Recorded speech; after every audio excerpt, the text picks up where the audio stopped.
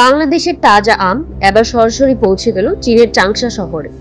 দেশের ইতিহাসে এই প্রথম চীনে সরাসরি আম রপ্তানি। চাঁপাইনবাবগঞ্জে বাগান থেকে আসা 3 টন সেরা মানের আম 1 মিনিটের মধ্যে পেরিয়ে যায় হুনান প্রদেশের হুংহুয়া আন্তর্জাতিক বিমানবন্দরে কাস্টমস চেক।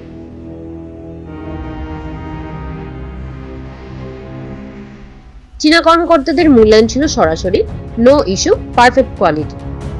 এই সাফল্য শুধু কৃষিপণ্য বাণিজ্য নয়, বরং এটি বাংলাদেশের চীন কূটনৈতিক সম্পর্কের নতুন অধ্যায়ের সূচনা বলেও মনে করছেন বিশ্লেষকরা। একসময় যেসব আম উপহারে ঝাঁপি হয়ে দিল্লি পৌঁছাতো, এখন সেই আমই বৈদেশিক মুদ্রা এনে দিচ্ছে চীনের বাজার থেকে, এবং তার ন্যায্য দামে। 2024 সালের জুলাইতে চীন আনুষ্ঠানিকভাবে বাংলাদেশ থেকে আম আমদানির অনুমোদন নেয়। তারপর থেকেই শুরু হয় নতুন রপ্তানি যুগ। চাংশা কাস্টমসের সহযোগিতায় ফলগুলো পৌঁছায় ফ্রেশ এক্সপ্রেস ইউনিট এর মাধ্যমে। বিশেষভাবে পরিকল্পিত দ্রুত ক্লিয়ারেন্স ব্যবস্থার ফলে আম থাকে একেবারে টাটকা।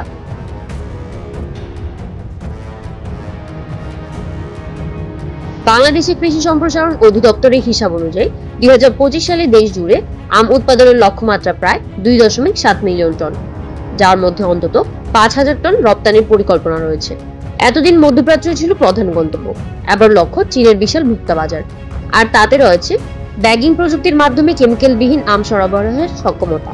2024 সালে চীনের ফল আমদানির পরিমাণ দাঁড়ায় $19.45 বিলিয়ন, 6% প্রবৃদ্ধি। বাংলাদেশ আমে সন্তুষ্ট চীনা ভোক্তারাও। এই রপ্তানি কূটনৈতিক দিকটি নিয়েও চলছে আলোচনা।